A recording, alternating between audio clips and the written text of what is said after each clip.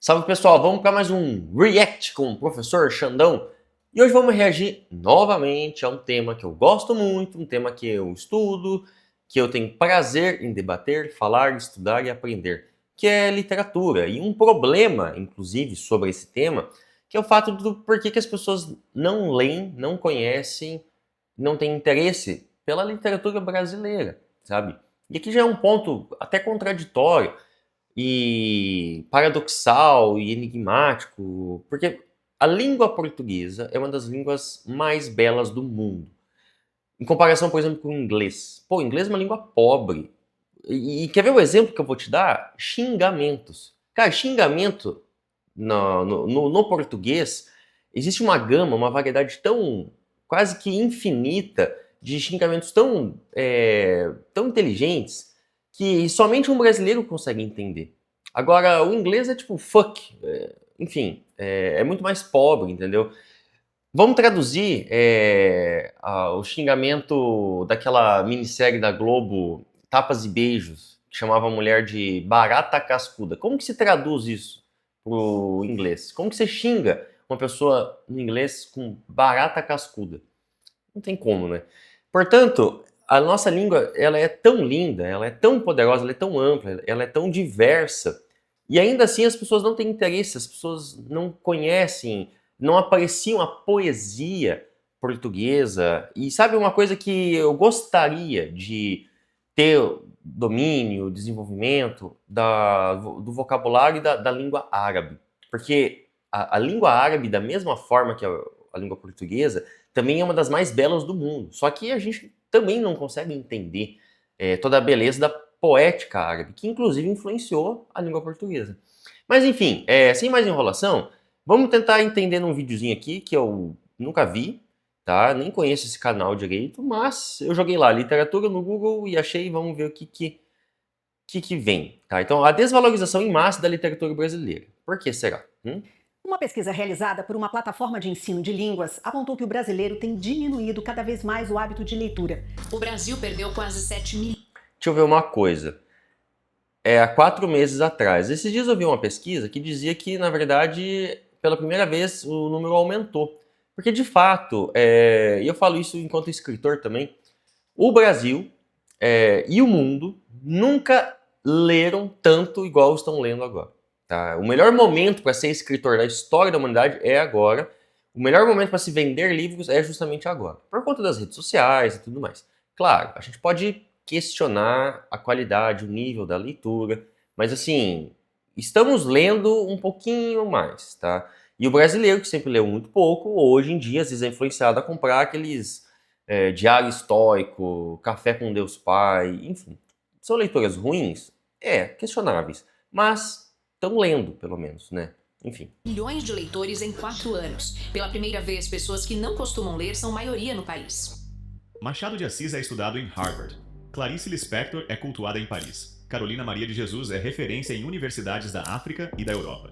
E aqui, no Brasil, quantos de nós realmente lemos essas vozes? Por que um país que produziu alguns dos maiores escritores do século ignora a própria literatura? Vivemos Como, assim, João Guimarães Rosa. Eu tenho aqui... Ai, Grande Sertão Veredas. Cara, isso aqui, velho. Só que assim, é complicadíssimo. Esse é o problema. É muito complicado, mas isso daqui é uma das coisas mais impressionantes que alguém poderia escrever e que alguém pode ler, sabe? Nonada. Tiros que o senhor ouviu foram de briga de homem não. Deus esteja. Alvejei mira em árvore, no quintal, no baixo do córrego. Por meu acerto, todo dia isso faço. Gosto. Desde mal em minha mocidade. Daí vieram me chamar. Causa de um bezerro branco e roso, de olhos de nem ser, se viu, e com máscara de cachorro. Me disseram, eu não quis avisar. Mesmo que, por defeito, como nasceu, arrebitado de beiço, essa figura rindo feito pessoa, cara de gente, cara de cão, determinaram. Era o demo. Cara, isso aqui, vocês perceberam como é difícil, né? É uma coisa incrível. Então como que as pessoas não leem Guimarães Rosa? Sabe? Como que o Guimarães Rosa não ganhou um Nobel? Como que o Guimarães Rosa não ganhou nada desses prêmios, assim, reconhecimentos internacionais? um país que lê mais manuais de sucesso do que histórias sobre si mesmo. Fugimos das páginas que nos revelam. e preferimos as que nos distraem. Mas a literatura brasileira é, no fundo, o espelho mais profundo do que somos. E talvez seja exatamente por isso que tantos desviam o olhar. Hoje, nós vamos olhar para esse espelho. E talvez você descubra que o problema nunca foi o livro. Sempre fomos nós. A desvalorização da literatura brasileira começa no berço. Porque, antes mesmo de aprendermos a ler, nós já tínhamos aprendido a admirar o que vem de fora. Até 1808, era proibido imprimir livros no Brasil. Não existiam tipografias, nem universidades. Durante mais de 3 séculos, todo conhecimento legítimo vinha da Europa. Quando a corte portuguesa chegou aqui, trouxe a imprensa. Mas também trouxe a certeza de que cultura era sinônimo de Europa. Isso é complicadíssimo, porque foi no Império de Dom Pedro II que foi criado o Instituto Brasileiro de História e Geografia. Foi contratado, tá, o primeiro manual de história do Brasil. Foi escrito por um tal de Van Hagen. E esse manual é um olhar do Brasil pelo prisma, pela perspectiva do colonizador, entende?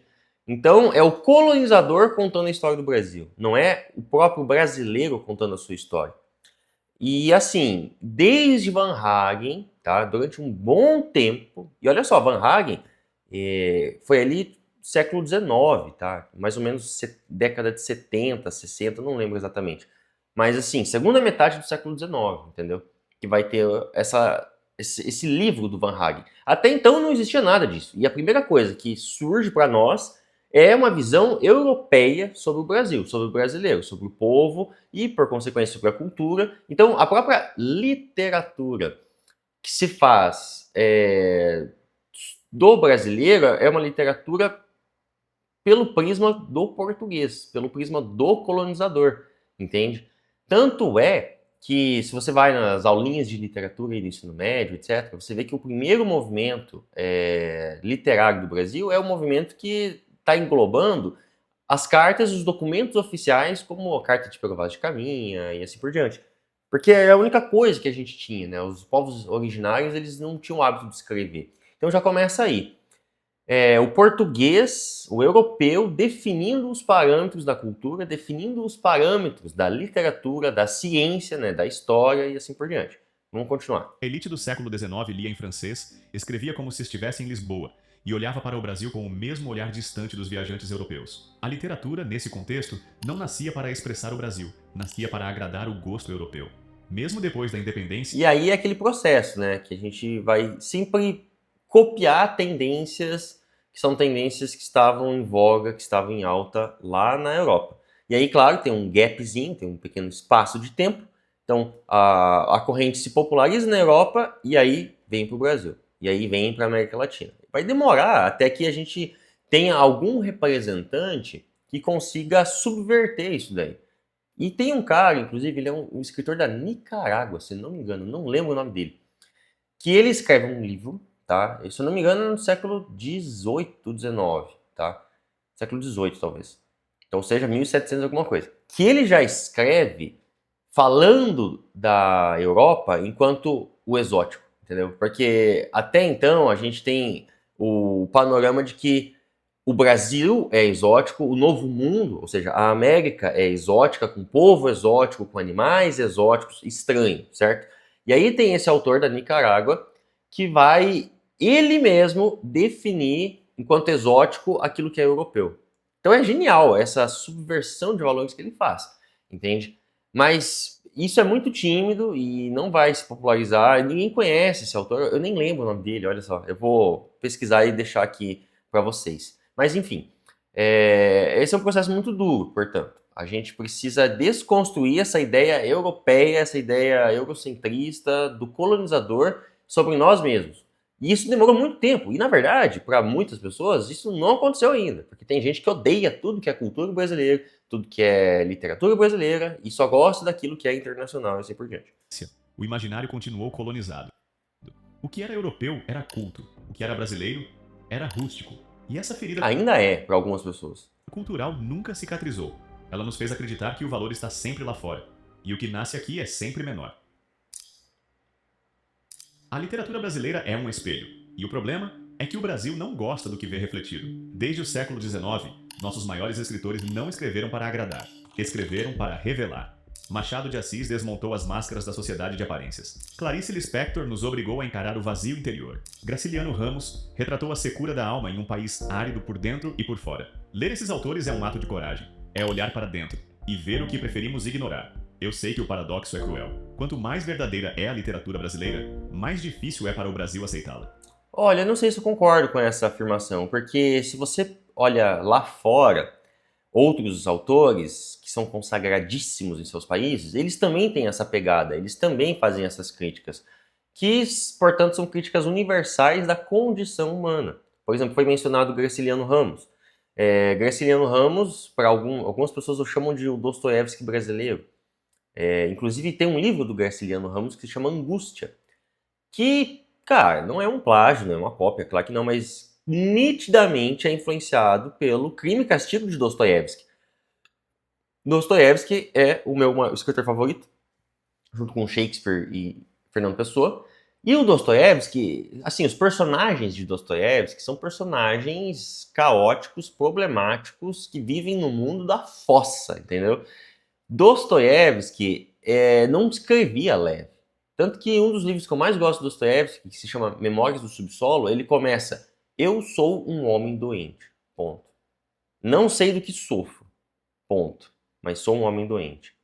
Tá? Então, um russo lendo isso não faz com que o russo tenha aversão à literatura do Dostoiévski, entendeu? Porque o Dostoiévski ele não está necessariamente falando uma crítica do brasileiro, do russo, da mesma forma que esses autores mencionados não estão falando uma crítica do brasileiro que a gente não quer olhar, que a gente não quer enfrentar nesse espelho, sabe? Eu acho que, na verdade, isso é uma incompreensão da própria obra desses autores. Eles não estão falando necessariamente do brasileiro, diminuindo o brasileiro. Eles estão falando de algo mais profundo, do gênero humano. E, principalmente, do nosso aspecto de país colonizado, entendeu? Então, é importante jogar luz a esses aspectos para a gente, inclusive, nos compreendermos melhores. Porque o Brasil é fruto de uma colonização. O Brasil é fruto de séculos de exploração, de escravidão, entendeu? Então, eu não concordo com essa afirmação. Não é por isso que a gente não lê literatura brasileira, sabe? Ou seja, a ideia oposta de que se escrevêssemos coisas bonitas, então a gente teria mais interesse em ler. Não, não é isso, velho. Nem todo mundo gosta de ler coisas bonitas. Eu mesmo gosto de ler aquilo que me vira do avesso. Eu gosto e tenho interesse por aquilo que toca nas minhas feridas, porque me proporciona crescimento. Ah, professor, mas daí você vai dizer que... Mas nem todo mundo é assim. Sim, de fato, nem todo mundo é assim. Mas, se a gente só escrevesse coisa bonitinha, também, sabe, não ia dar certo. Eu acho que essa afirmação ela foi bem infeliz, bem superficial, talvez. Eu sei que agora eu posso estar me contradizendo, porque lá no início do vídeo foi mencionado que o brasileiro idolatra muito países de fora. Mas eu sei que você concorda comigo que tem fatos que temos que mencionar. Em países como a França, a Rússia ou os Estados Unidos, a literatura é o pilar da identidade nacional, o que dá coesão, orgulho e memória. No Brasil, ela foi tratada como ornamento, não como espinha dorsal da cultura. Isso por fatores da colonização, né? É óbvio, Inglaterra, França são países colonizadores. E os países colonizados são países que... Pô, cara, o Brasil foi o penúltimo país do mundo a abolir a escravidão, tá entendendo? Esses escravos não tinham tempo para leitura. Começa aí a discussão, começa aí o problema, sabe? Como que você quer exigir que um povo colonizado, explorado, tenha tempo, tenha prazer em ler, tá entendendo? Cara, o analfabetismo é um problema que foi vencido no século passado, e ainda assim existem níveis de alfabetismo. Tanto é que um autor chamado Paulo Freire é tão importante, tão referenciado lá fora, porque ele criou um método para alfabetizar adultos, entendeu? Então começa por aí a discussão. E Paulo Freire só poderia ser num país como o Brasil porque você não precisa alfabetizar adultos na França e na Inglaterra, tá entendendo? Porque é um país já desenvolvido, é um país que foram países imperialistas, que dividiram a África, que dividiram a América, entendeu? Então é óbvio que a obra do Paulo Freire só poderia ter surgido num país do capitalismo periférico, num país explorado. E aí, portanto, que tem homens, adultos que não sabem ler. E aí você precisou de um método para alfabetizar esses homens. Paulo Freire, por isso que ele é tão foda, entendeu? Então, assim, ornamento, claro, não é só uma questão de ornamento quero ser chique, é porque não tinha como ser diferente uma vez que existia escravidão, uma vez que o povo foi oprimido e assim por diante, tá entendendo? O país industrializou-se, sem se intelectualizar, e isso tem consequências até hoje. E sobre esse ponto é complicado.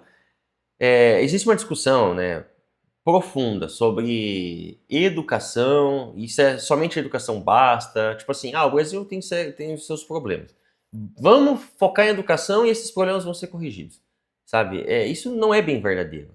A gente pode educar o brasileiro e ainda assim, se você não oferece as oportunidades industriais, as oportunidades materiais de trabalho, etc., esses problemas que a gente está em mente, que a gente sabe, que a gente conhece, eles não vão ser solucionados. E o Brasil se industrializou também é um pouco assim.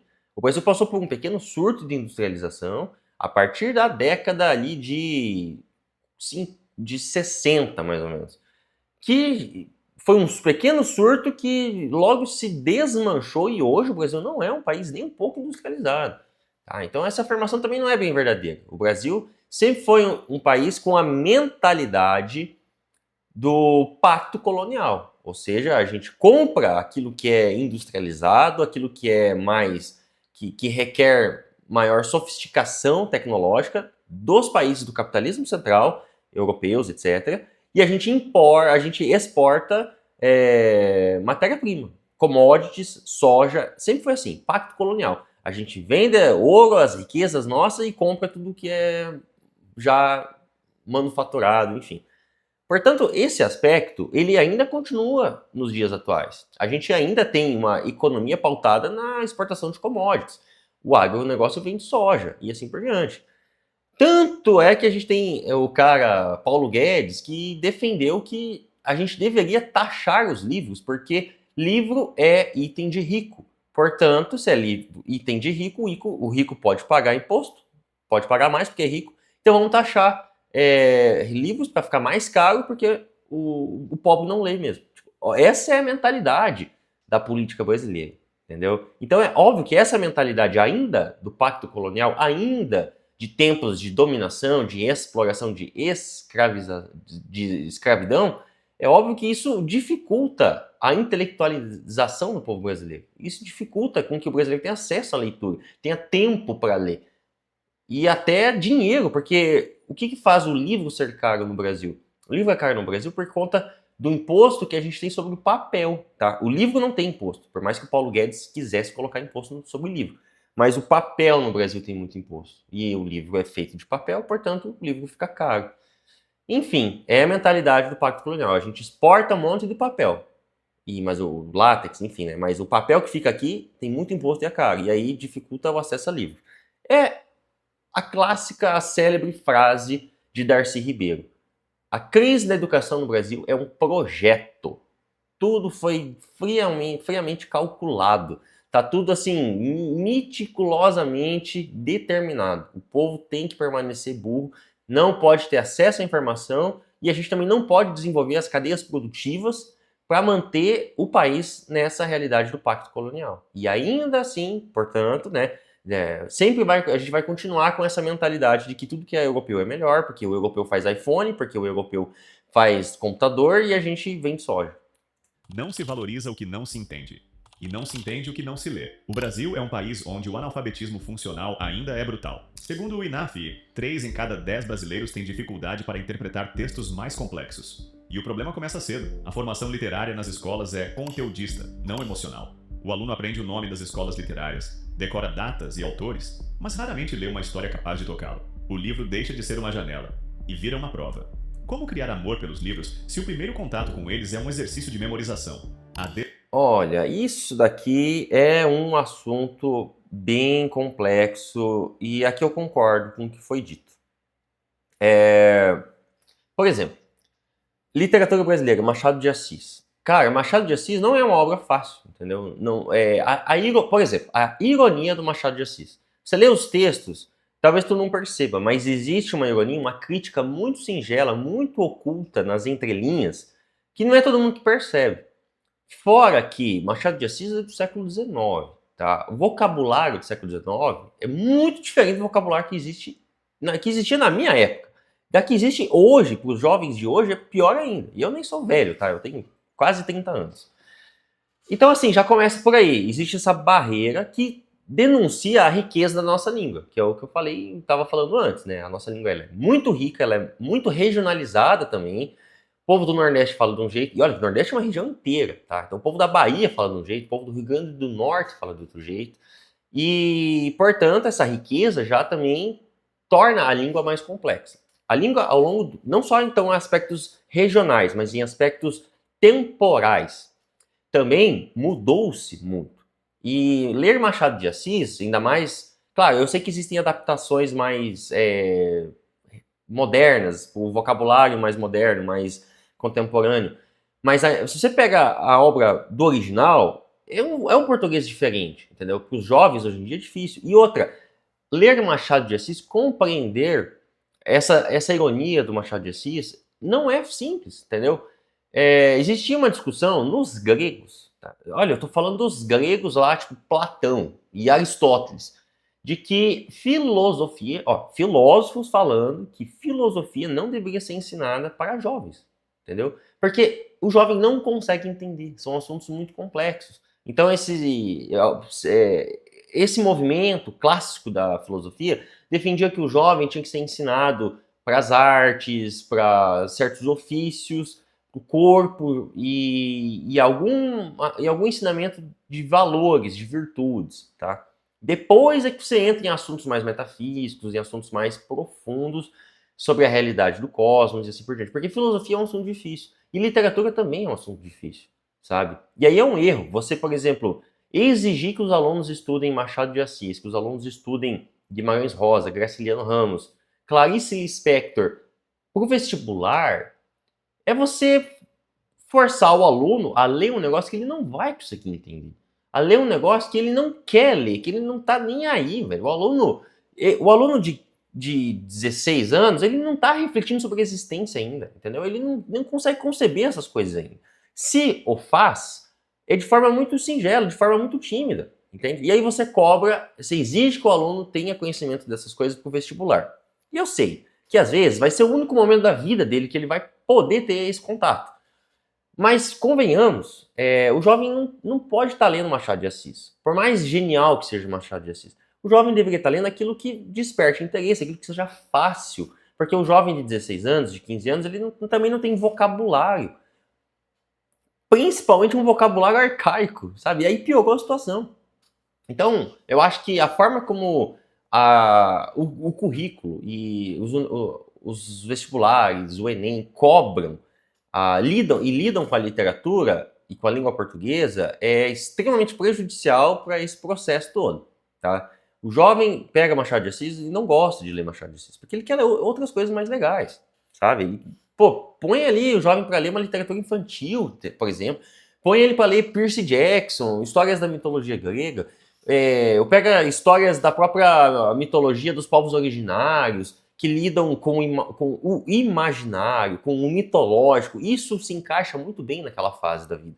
Se você dá um texto com crítica social, com crítica política, com reflexões existenciais, cara, ele tem 16 anos, velho, ele não começou a viver a vida ainda. Como que ele vai ter crise existencial? Entende? Então isso é um grave problema, é um gravíssimo problema. E aí o primeiro e talvez o único momento que o jovem tem contato com a literatura é com esse tipo de literatura, que não vai trazer identificação com o jovem. E aí o jovem acaba não gostando. Eu lembro que eu odiava literatura. Porque eu não tinha maturidade, eu não tinha repertório, eu não tinha vocabulário, eu não tinha nada disso, entendeu? Então esse é um ponto muito problemático. A gente teria que mudar isso. A gente tem que incentivar os jovens a ler coisas que condizem com a realidade deles, entendeu? Com dramas que condizem com a realidade deles, com aquilo que eles enfrentam no dia a dia, sabe? E aquilo que está também dentro do escopo do repertório deles, do domínio conceitual deles. Se você quiser extrapolar isso, não vai dar certo, cara. Não vai dar certo. E ainda mais hoje em dia com as redes sociais, telas, ler se tornou um exercício muito limitado. Que você pode assistir um negócio, tem sons, tem, sabe, efeitos visuais que prendem muito mais a atenção. E aí a leitura é pura imaginação, sabe? Então, perceba, já é limitado. E aí, se é limitado, o jovem tem mais dificuldade em se fixar ali. Por mais que seja muito mais denso, por mais que seja muito mais rico, o imaginar do que o ver, o jovem não entende isso ainda. Então você tem que dar tempo para o jovem para ele desenvolver essa maturidade, para ele desenvolver essa paciência e assim por diante. É o que os gregos haviam falado, cara. Filosofia é um negócio não para jovem e não para criança, entendeu? E eu defendo que a literatura também não deve ser encarada, e essa alta literatura não deve ser entregue para crianças e para jovens. Crianças e jovens devem ler outros tipos de livro, tá entendendo? Desvalorização da literatura brasileira também é social. Os livros estão cada vez mais caros, as bibliotecas e livrarias são poucas, e o mercado editorial privilegia o que dá lucro rápido. E sem uma política cultural contínua, a literatura nunca foi tratada como projeto de nação. O resultado é um círculo vicioso. Não se lê porque não se valoriza, e não se valoriza porque não se lê. O problema, portanto, não é a falta de grandes escritores, é a falta de formação de leitores. E quando um país deixa de formar leitores, ele perde mais do que o hábito da leitura. Perde a capacidade de imaginar o próprio futuro. Num mundo de excesso, a leitura virou resistência. Num tempo de pressa, os livros... Esse roteiro aqui foi feito com o ChatGPT. Nossa, na veia. se tornaram um abrigo. Nunca se publicou tanto, nunca se discutiu tanto literatura nas redes, nunca tantos jovens buscaram Clarice, Machado, Drummond, nem que seja por um verso, uma citação, um trecho que toca fundo. Quanto mais superficial a sociedade parece, mais cresce o desejo por profundidade. A leitura hoje é um ato de contracultura, um gesto silencioso contra o barulho do mundo, uma recusa... E isso é mais ou menos o que eu falei no início do vídeo, né?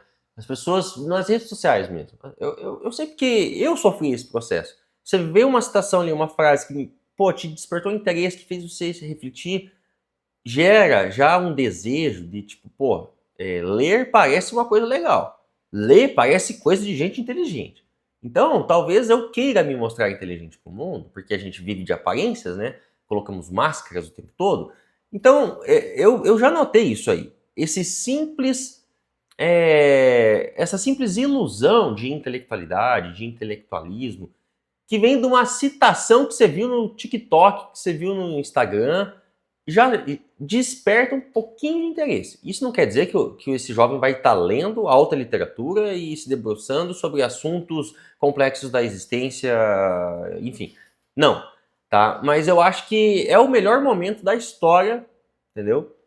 Porque a gente tem diversas formas de estimular essa busca, esse interesse, entendeu? Mas aí está o problema. Essas obras, elas exigem bagagem, elas exigem repertório, exigem maturidade, exigem tempo, principalmente. Cara, você lê um livro, você fica uma semana lendo um livro, entendeu? Um livro assim, um livro de verdade, um livro 300 páginas, assim. Você fica uma semana, se você lê bem, se você for um bom leitor que lê assiduamente, senão se demora um mês para ler um livro de 300 páginas. Senão se demora... Tem gente que demora 10 anos para ler um livro de 300 páginas, entendeu? Então tem isso também. O povo que é fruto de uma história de colonização, de escravidão, de exploração. É um país pobre que, portanto, precisa trabalhar mais, que não desenvolveu suas forças produtivas, que, portanto, o povo não tem tempo para isso também. E aí, poxa, que fútil, né? O trabalhador chega em casa e vai assistir a novela. Nossa, que cara mais inculto, que cara vergonhoso. Mano, presta atenção no que você tá falando, velho. O cara trabalhou o dia inteiro, o cara comeu merda o dia inteiro das pessoas, do chefe, cagando na cabeça dele. Você acha que ele quer ler Dostoiévski depois e pra ler lá Eu Sou um Homem Doente? Vai se fuder, ele quer mais que a mente dele se distraia com alguma coisa, que não precise pensar muito, que não exige muito. Então ele coloca ali um videozinho qualquer, ele coloca uma novela, ele vai ouvir uma música, entendeu? Porque o cérebro precisa de descanso. E a gente trabalha numa escala 6:1, tá entendendo? sabe? Então, essas condições materiais, elas são muito determinantes para a qualidade de leitores que a gente tem, entendeu? Porra, o francês lê muito mais que a gente. Mas olha a realidade material da França, industrial da França, entende? Não tem nem como fazer uma comparação. Usa a pressa e a superficialidade. No meio do caos há um renascimento silencioso. Talvez a literatura nunca tenha deixado de existir. Nós é que, distraídos, deixamos de ouvi-la. E é isso. Enquanto o Brasil tiver esses problemas estruturais, eu acho que vai ser difícil a gente formar bons leitores. E no momento que a gente formar bons leitores, e isso já está acontecendo, né? Porque sempre vai ter bons leitores, por mais que seja um número reduzido, um número pequeno.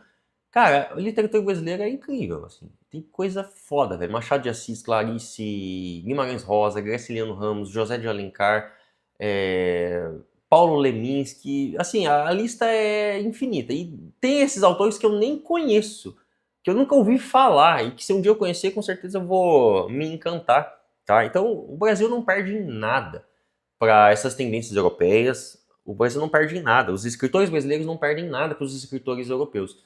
O ponto é que a nossa língua, ela é tão rica, ela é tão complexa, que é difícil para nós entendermos. E imagina para esse povo, entendeu? Então é óbvio que vai ser muito difícil um escritor brasileiro ganhar um prêmio Nobel, porque eles não... um inglês, um americano, um sueco, um finlandês, eles não entendem a literatura brasileira. Porque é difícil para nós entendermos. Nós que falamos português, que vivemos os dramas do Brasil, que vivemos a realidade brasileira, para a gente é difícil. Para você começar a ter dimensão da profundidade, da beleza que é a nossa literatura e a nossa cultura. Tá bem? Se você ficou até aqui, eu agradeço. Caso você veja valor no que a gente está fazendo, você pode apoiar o canal com o Pix aqui em cima, comprar os meus cursos no QR Code. E, mais importante, se você curtiu, você pode compartilhar o vídeo com as pessoas, você pode deixar o seu like, fazer um comentário, criticando as minhas opiniões ou afirmando as minhas opiniões. Eu espero que vocês não entendam que eu sou o dono da verdade. Eu apenas faço os reacts de forma totalmente espontânea, sem preparo nenhum. Eu vejo o que está sendo dito pelo vídeo e eu coloco minhas opiniões por cima, com base em tudo que eu já estudei na minha vida. E é isso. Um abraço e até a próxima.